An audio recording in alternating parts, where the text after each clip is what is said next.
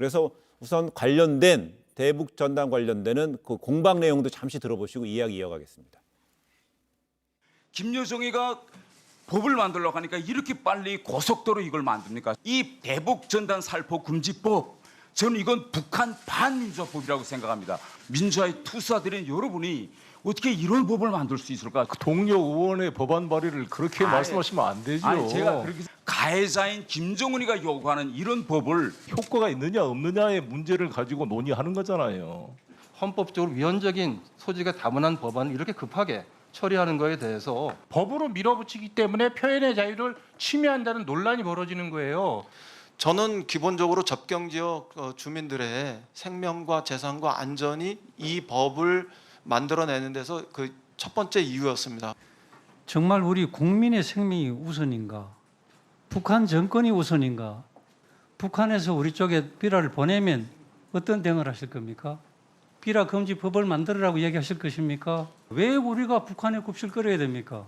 그거 가지고는 안 돼, 그거 가지고는 안 돼 이런 식으로만 그 반복하시는 것 같아서 사실 일일이 대답 드리는 것도 좀 남과 북이 합의한 사항이라는 거죠. 정상들이 합의를 한 걸 안 지키면 어떻게 헌법이 규정한 평화적 통일을 할 수가 있겠습니까? 예, 그 대북 전단 살포 금지하는 내용의 남북 교류법 관련해서 미래통합당 태영호 의원은요, 북한의 김여정 부부장이 만들라고 하니까 서울에서 이렇게 고속으로 법을 만드냐 이렇게 얘기를 했고, 여기에 대해 송영길 외통위원장은 이런 의도 매도하지 마라 이렇게 강하게 반박했어요. 네, 우선 전수미 변호사가 그 말하는 내용이 뭐 옳고 그르고는 이제 뭐 좀 따져보고 뭐 조사해봐야 되겠지만은 네.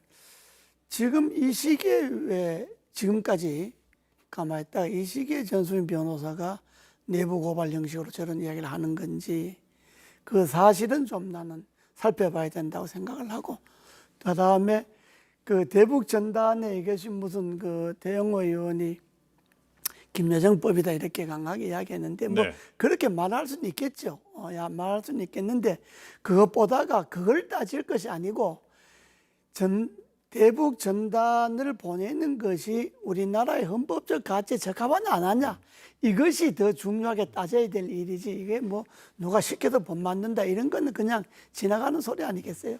네. 실효성 문제도 한번 우리가 따져봐야 될 것 같아요. 헌법적 가치도 중요하지만요. 이걸 많은 돈을 들이고 많은 인력을 들이고 또 전방에서 생활하는 분들의 안전을 부담하면서까지 보내는데 실효가 없다. 이러면은 더 이상 해야 되는 것이냐라는 것을 우리가 고민을 해봐야 되지 않나 생각하고요. 예. 북한이라는 나라는 정말로 인류 역사상 존재하기 어려웠던 아주 인포메이션에 관한 모든 걸 통제하는 나라이기 때문에 네. 정말로 상대하기가 어려운 체제입니다.